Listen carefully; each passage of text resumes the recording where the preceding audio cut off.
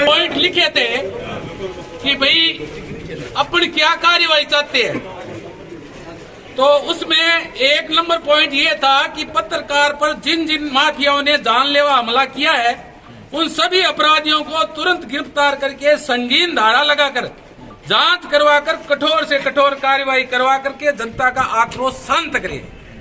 अब इस पर इन लोगों का ये जवाब है, वार्ता के अंदर एसडीएम मैडम, सीओ साहब और सीआई आबकारी विभाग और सीआई डूंगरगढ़ ये मौजूद थे और बाकी अपना डेलीगेशन था। अब इसमें पहले पॉइंट में इन लोगों ने कहा है कि हमने 307 लगाई है। ठीक है, धारा 307 सही है। अपना यह कहना है कि भाई जो सभी अपराधी है उसको आप गिरफ्तार करो और जो वीडियो फुटेज के अंदर आए हुए हैं उनका फेस का वेरिफिकेशन हम करेंगे, उसके बाद हम मानेंगे कि सभी को आपने गिरफ्तार किया है। अब इसके अंदर क्या हुआ है, मेरे हिसाब से ये 2-3 कोई एरे गेरे नथु गेरे पकड़ करके ला करके यहाँ बंद कर दिए। आप मेरी बात सुनोगे क्या? मैं पॉइंट टू पॉइंट बात बता रहा हूँ और आप सब एग्री होगे तो समझौता होगा, नहीं तो नहीं होगा। अब उसमें क्या हुआ कि दो आदमी इसके, एक तो कोई नाम तो मेरे को याद नहीं है, एक इसका वो बड़ा सरगना है, वो कोई टाइगर बोल रहे हैं उनको। तो हमने इनको कहा है कि उसको टाइगर को पकड़ करके अंदर बंद करो, दुकान उसकी है, समझ गया ना।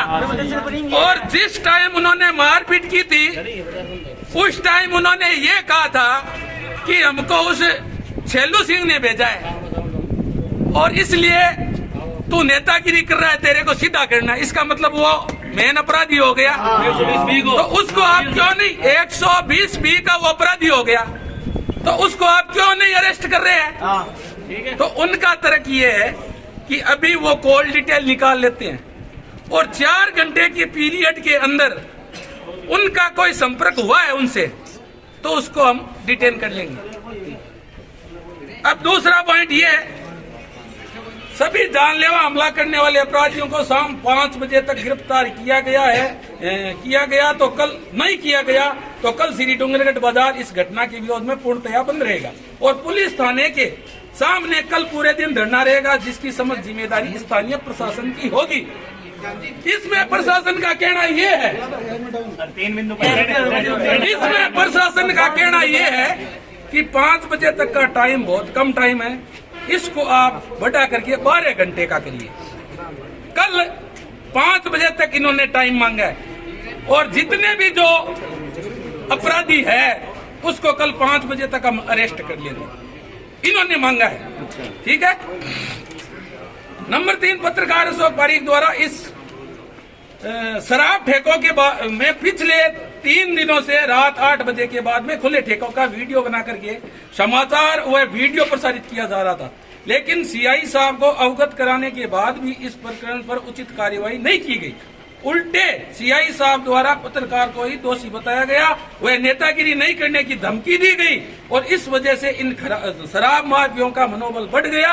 वह थाना पुलिस द्वारा मामले को हल्के में लेने के कारण पत्रकार अशोक पारीक पर माफियों द्वारा इन खबरों व वीडियो को दबाने के लिए जानलेवा हमला किया गया। इस प्रकरण में जो भी पुलिसकर्मी दोषी है उनके खिलाफ सख्त से सख्त कार्रवाई होनी चाहिए। मेरी बात तो सुनो, आप मेरे पॉइंट सुनते हैं। तो उसमें भी ये बात हुई है कि सीआई साहब के पास एक कॉल डिटेल है अशोक पारीक की, वो कॉल डिटेल हम सुनेंगे। सीआई साहब ने, मैंने उनको कहा है सीआई साहब को कि भाई आपने अभद्र तरीका अपनाया अशोक पारीक के साथ और उसको आपने कहा है कि नेतागिरी करने की जरूरत नहीं है, अपनी सीमा में रहो। तो उन्होंने मेरे को ये बताया, सबको बताया है कि मेरे पास 6.5 मिनट का एक वीडियो है, कॉल वॉइस रिकॉर्डिंग है, वो आपको सुनाऊंगा। तो वो बात उस पर रखी है कि वो वॉइस रिकॉर्डिंग अब सुनेंगे और उसमें अगर इस तरह की कोई तथ्य सामने नहीं आते हैं तो उस पर विचार किया जाएगा। नंबर 4, एक मिनट, जिस शराब ठेकेदार को माफियों ने पत्रकार अशोक पारीक पर जानलेवा हमला किया गया है, उस ठेकेदार का शराब लाइसेंस तुरंत प्रभाव से निरस्त किया जाए। अब इसमें ऐसा है, गवर्नमेंट का एक रूल है कि सस्पेंड तो ये कर सकते हैं 3 दिन के लिए, और जो निरस्त करने का जो पावर है वो कमिश्नर के पास है। ये अलग अलग रूल होते हैं, ठीक है ना। तो अब मैंने कहा कि आप ये हमने लिखा है तुरंत प्रभाव से, इसका क्या मतलब निकाल रहे हो आप? आज इसका मतलब ये है अभी से। तो इन्होंने ये बात अपनी मान ली कि अभी तुरंत प्रभाव से इसका लाइसेंस सस्पेंड कर देंगे हमेशा के लिए। अब क्या है, नहीं मेरी बात सुना ही नहीं आपने, 3 दिन के लिए। उसके बाद में अपने को कार्रवाई करनी है तो आगे कमिश्नर के आगे रीट करनी पड़ेगी। अब क्या है, 5वां पॉइंट, थाना अधिकारी को तत्काल प्रभाव से निलंबित किया जाए।